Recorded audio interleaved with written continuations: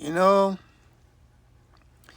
when you retire, you realize what situation that you're in. And I retired about a year ago. I spent 30 years in the military, and I spent 30 years teaching in public schools. And I'll be 70 years old August the 8th. And I've seen a lot that goes on around in this world, right? And being at my age, I've just discovered that a lot of people I know are dead or about ready to die or in such bad shape. It's just unbelievable. You know, I have not been treated very nicely throughout my life, being a black guy and all. And I remember when my family was one of the first families to come out here in California and move in these white communities. We first wound up in Nickerson's Garden. Nickerson's Garden is right along Vermont Boulevard out in Watts, and they call it a project. So it's like government housing, kind of like 2 stories, and it's got a couple of bedrooms. Everybody's living real close to one another, and these 2-story little units. I think there's like about 8 or 9 families, 8 to 10 families in the unit, and all these places look the same. They all have gardens in their names to make it sound like it's just so wonderful, like it's the land of Adam and Eve living out in the gardens. Well, I lived in Nickerson's Gardens, and it was like a lot of bad people, poor people, all in one area over here in Watts. And the problem back there in the 50s and 60s when I was growing up is that there was no jobs for black people. Usually the black female stayed home, and she was like the person who did all the child rearing and everything. And the husband most of the time had to go out and get a hustle or a job or something like that. And usually the jobs were low pay. I remember minimum wage was like $1.25 an hour, this kind of stuff. Gas was like 25 cents a gallon. I thought it was high back then, but gas was 25 cents a gallon, and you'd work for $1.25. The normal minimum wage was $2.25, but for blacks it was like $1.25, $1.75. You could really make a living off of what you was doing. So they were starting to build a lot of businesses. We had these grocery train. It was called Safeway's grocery store. Looked like a great big Quatson hut, you know, and a huge supermarket. Yeah, we had like 2 or 3 of them in our neighborhood, but for some reason they didn't hire any black people, and so you go shopping and stuff. You see all these white people in the store as employees and stuff. You're trying to buy stuff, and you can't buy the quality stuff because you're not making enough income. And the bag boys were white people, the cashiers were white, the owners were white, and all the people that sent stuff to the stores, they were all white, right? And so the neighborhood in Nickerson's Garden, we were getting a little upset here because we was picketing and we wanted to get jobs. And I think Mayor Yorty was a mayor then, and we had Police Chief Parker out there, and they weren't treating black people too well. So All of a sudden, we found out there was a plan to build this new 105 freeway right through the black neighborhood. And so, what they were going to do is build this freeway, and then we're going to have intimate domain, a 1 mile on each side of the freeway to clear out everything. And we were going like, what? So if they had this intimate domain and built this 105 freeway straight through the middle of Watts, it was going to drive most black people out to nowhere. And so we were upset about that. There was some crazy French guy, I remember. We lived on 120th Street uh, over there in Watts, and there was this crazy French guy that was stealing the construction stuff. They start bringing down rebarb and cement and all kind of tools and start blocking off the streets and everything. I used to go to 120th Street School off of 120th Street. And they had a big brick company down the street down there. And they were making bricks and getting the cement stuff all ready to build this freeway, you see. And they started knocking down homes. And so we were trying to protest and block these contractors from coming into the neighborhood and tearing down our homes. So this French guy had an idea. He took and started stealing the cement and stuff and start building towers. He started stealing the rhubarb, and he was going to build this great big wall or something like this. And we used to come see him all the time, and he would adorn his structure, whatever he was making, with pop bottles. So we'd get all the pop bottles and railroad tracks run along there, and a lot of drunks and stuff was there. So I remember getting shopping carts and filling it up with pop bottles and saving pop bottles. And we'd all take it down to this crazy French man who would break off the ends of the bottles or break them up, and he put them in the cement. And he looked like he was building a tower, like a Tower of Babel or something. He just kept cementing stuff up and putting the bottles on it. It kind of looked kind of pretty when the light hit it, and it got higher and higher and higher. So we were helping him build this great big wall, or this big tower, to keep these white developers from coming down our street and destroying the houses and stuff. And over the years, his tower got pretty tall. It was like he got up to, I'd say them towers are like almost like about 20 or 30 stories tall. And it was just the rebarb and the cement that he stole from the contractors that was piling stuff there. And he made this great big tower in Watts. And we signed our name on it, on the cement and stuff. And I don't know whatever happened to this guy. But we eventually called it the Watts Towers. Right? So that's what we called it. I remember working with him. It was real beautiful. He had all kind of little secret rooms and stuff in it, and he did by he just kept bringing the stuff in and piling it up, and this guy would just work and work and work. All right, but nobody was getting paid, see, but he was preventing the contractors from coming in there and build this 105 freeway. And you know what? It took them like about 20 or 30 years to build that doggone thing. So as long as they were constructing it, nobody could put a house or nothing, because this intimate domain, just kept driving people out, and they kept tearing down their houses. So here we are in a situation in Watts where they're trying to push us out with that 105 freeway. They wasn't hiring black people at all. But they did hire one black person. And so I remember what was the Dickerson's guard. That's what I remembered, that they hired this one black.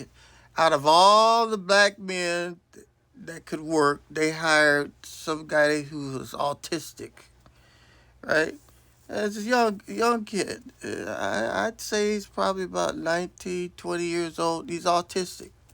And that's the only person that they hired. And this guy, he used to talk to himself and talk to his hand. And he was a little abnormal, and all. But he was a good worker. But he was the only one that Safeway's hired. And we'd go in and we'd see him and try to make friends. Go like, come on, man. All these healthy black people out here, all these healthy men, could you please hire one of us? There are healthy men that have families and stuff, but they wouldn't hire them. And when we go in there, they call the police, and Parker would have his police force out there, and they'd arrest you. And they used to beat the heck out of people out here. So then came my birthday. I remember my birthday, August 8th. Uh, it was 1965. And I had a big birthday party and all. And, we had to go get some stuff from the Safeway store. And the next door was Zachariah, a Jewish place that was selling suits. And so my parents went down and to get a little suit, for me and all. So they wanted me to look nice on my birthday. So I had a little suit and a little birthday party and all. And they went down to Safeways and got the stuff for my cake and got maybe a chocolate cake and all. But things were getting kind of rough over there, over there on in in in Watts. So a few days later, I think it was the 8th or whatever. This I think it was on Wednesday. This employee, this black kid that had the Down syndrome and all. He had Down syndrome. That's what he had. He had Down syndrome because he looked had an Asian face on a black person. Yeah, he had Down syndrome. Uh, they told him to go take these rotten fruits in some boxes and throw them out in the trash can out back. So, the guy's, he's smiling and everything. So he takes the oranges, apples, and he goes out and he's gonna start throwing them in the trash can. But then, there's black people hanging around over there and all. He says, well, hey, why are you throwing away this good fruit, oranges in the box? So yeah, he agreed. It was some good oranges. So he was taking out. He threw the bad oranges, the bad apples in the trash can, the bad bananas, and he took out all the good ones he thought was good, and he put it in a box, and he was going to put them out there by the street so that the black people, could have something to eat. And so, I thought that was a nice gesture, right? I thought that was a real nice gesture. That instead of him throwing out all the old fruits and vegetables or whatever, he put some in the box, and he was smart enough to do that. Well, it's the white people that was going into the store was was concerned, and they went and complained to the manager that they thought that that some black guy was stealing the fruit and giving it away to the neighbors. And that was the case. He was an employee there, and so there was this discussion here, and so the manager, I guess he thought that the young black guy was stealing too. And he wasn't stealing. He was throwing the stuff in the trash can, and the fruit that was good, he just left in the box over there. So, the white people were upset, and the manager couldn't control these white people, so he called the police. And the police came in there. I think there was like about 5 or 6 police cars. And they took and pulled that uh, black guy out of the store. I remember he was sitting there yelling and screaming. He was saying something to other intelligence because he can't talk. You know, a lot of people downstairs, they have problems with speech and stuff. So he was mumbling the stuff that they took and pulled him out of the store. And there was some black people in the store. They saw this. And they took him outside. They beat him to death. Well, they didn't beat him to death, but they was beating him. And he couldn't explain. They were asking him what he was doing, but he couldn't talk because he got Down syndrome. He couldn't talk. So they start beating him and everything, and everybody was going, hey, well, you can't beat him. He simply... And so the news got across the street, because, see, Safeway is right across the street from the Nickerson's garden. And the news got out that they were beating up this handicapped young black kid. So the people went over there to see what was going on to help him out. And of course, the police, they start trying to arrest the people that was coming over there to try to save that poor boy. And then all of a sudden, a brick flew in the air. I could just hear I was inside the store and I heard the brick go through that glass window. Now, if you've seen Safeway's the whole front end of the store is glass. It's glass. It's just nothing but glass all the way across. I seen a brick go through there and the glass starts shattering and people start screaming. And the next thing you seen was black people going through the cash registers, taking baskets full of food and stuff, and they were looting the store. And the people were screaming, and all this just happened like a flash, like fire. And speaking of fire, somebody set some fires off into the store. I think they had like Coke bottles. Remember I told you this French guy had all these bottles and was building that watchtowers and stuff over there. Well, they start filling those bottles that were all around his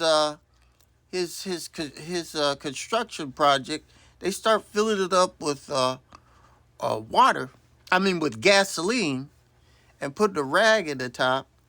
And then they were also carting the bottles and the rocks and stuff and boulders and stuff all along the railroad tracks and bricks. And they was bringing them over to Safeways. They start stoning the whole place and just start breaking out all the windows. And they start throwing the bottles and rocks at the police cars. And the police were starting to beat up people and start shooting, and gas was coming out. And then Safeways started catching on fire, and then they took and burned the dumpster where the trash and stuff was in. They burned the dumpster, and then that fire was right next to the wall, right next to Zachariel, and the fire in the dumpster caught the suit, the Zachariel suit place on fire. So now we got 2 buildings on fire, and boy, the black people just went crazy. Oh, man, they start throwing stones. They got out of Vermont, and if you was a white person driving down Vermont goes in both directions. There's a railroad track that goes right down through Vermont. So they got a 2-lane road on one side of the railroad tracks and 2 lanes on the other side. And if you was a white person, you was in trouble, right? Because they was throwing rocks at your cars and stuff. And so it got pretty bad. And they start burning stuff, and they just start going down the street. And Zachariel was a Jewish place, so this had a lot of suits in it. It really went up. And then all the businesses all up and down Vermont, they just start busting stuff and it was a real nightmare. And so the people start a lot of the businesses along Vermont, they were black owned, so they didn't want their businesses to get burned down, so they would put right with red paint blood brother, right? And they would put it on their business so that the angry black people would not take and burn down doggone uh, place. I don't know who the governor was, but Mayor Yorty or Governor Brown or whoever it was, that after 2 or 3 days, they just kept rioting. It looked like it was going to burn all Watts down. I remember I was sitting over there in Will Rogers Park, and they were just burning businesses all the way there. We thought they was going to burn Will Rogers Park down. And then there was this great big, right across the street from Will Rogers Park is a great big electric substation with a lot of transformers and stuff. And we were concerned about them burning that down, and all the power and stuff would go out. And so the fire department was out there, and the police department was out there. They were trying to put out all the fires, and they couldn't because the rioters were throwing bottles and shooting at them. So it just got completely out of control. And about after 2 or 3 days, I think Yorty took and called the National Guards. I think he was like 14 or 15,000 people were called out, and 14 to 15,000 National Guards were called out, and it was just a real mess, right? It was a real mess. All the black leaders in the town, for some reason, they didn't show up, right? They didn't show up to control anything.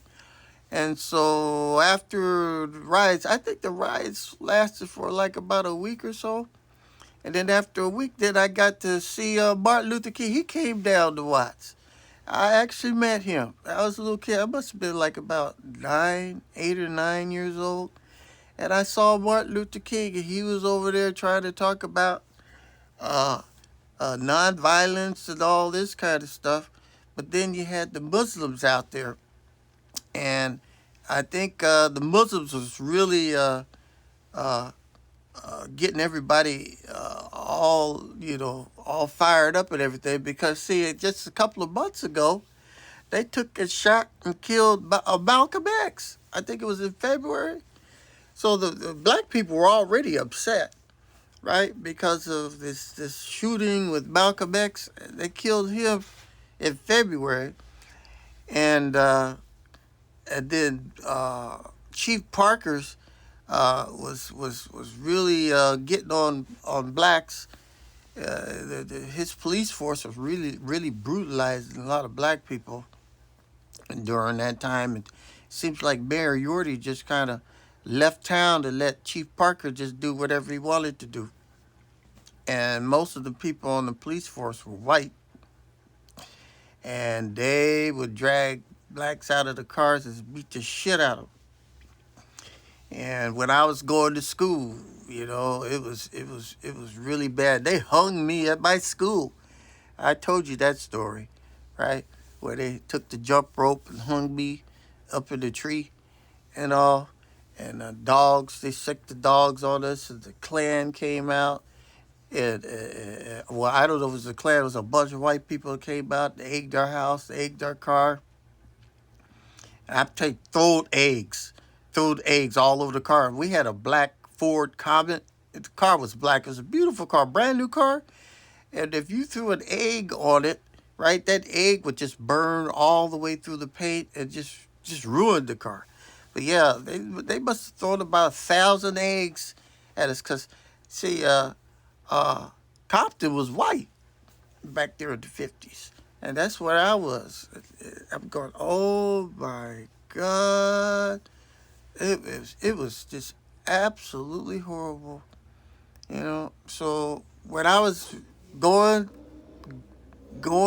being raised over there in Watts in Compton, I was treated real bad. And so there was a white flight. A lot of white people was moving out of Compton. and they were moving into Gardena and Torrance. I remember riding on the RTD. They called it the Rapid Transit District, and the buses had different colors. I think was it Torrance was Torrance's colors was a red bus. I think Compton's was a blue bus, and there was a green one or whatever.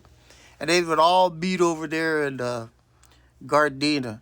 That's where they had the streetcars, the electric streetcars and stuff like that. So the buses were electrified then, and they eventually they went to diesel. But a lot of the buses they had those things that went onto the electric rails and stuff like that. Electric buses, yeah, we had a bunch of them.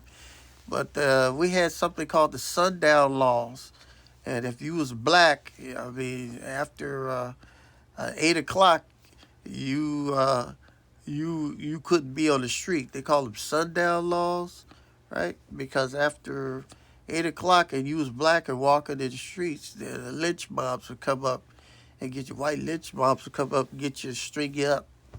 So then that's when the gangs start getting built, the Crip gangs and stuff. I remember we had a lot of orange trees and stuff over in Compton and all, and this gang used to steal a lot of oranges and stuff. They had oranges off what was the street? Greenleaf and along Greenleaf. They had a lot of oranges and stuff, and a lot of there's strawberries and stuff out there. These gangs would steal all these oranges, and then they take them to school, and they take the orange pit, the orange crips in there. They would have these big straws, and they would blow orange crips in the back of people's heads or attack you with these straws, with these orange crips. So we call them the Orange Crip Gang, right? Because they attack people with these orange crips and all.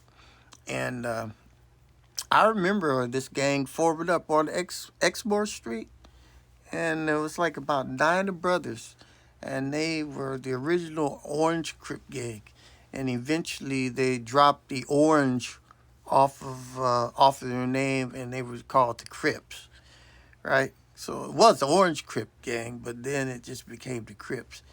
But they were really bad. But I'm just telling you, when you're retired, you sit back and just think about where you've been. It's amazing. I've always been in bad areas. Okay, now I'm out here in East LA, and not too many black people live out here in in East LA, and so a lot of problems out here. And so we just hope that the world. I did meet some black people. They were called Black Eyed Peas, and so they're a singing group. But other than that, I usually see 2 black people every day. One of them is myself, and the other black person that I see is in that mirror when I shave every morning. That's the other black person I see. Is me and that black person in that mirror when I shave in the morning. But it's been such a hard life, and like all my friends are dead, parents are dead, you know. I'm just sitting here looking at all this hate and stuff that's going on. I really think there's going to be another civil war that's going to happen. And so let's see what happens here. So this is going to be my part 5 of my retirement little speech here, just reflected in my past. So when you retire, you're going to have plenty of time to reflect on your past and see what you're going to do, right? And I'm reflecting on my past right now, and my past has not been very good. People have not treated me very well.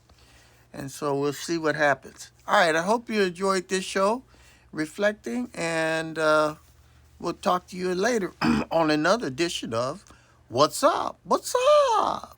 Oh, and remember to subscribe and check the like button and take the survey at the end of my show. All right, what's up?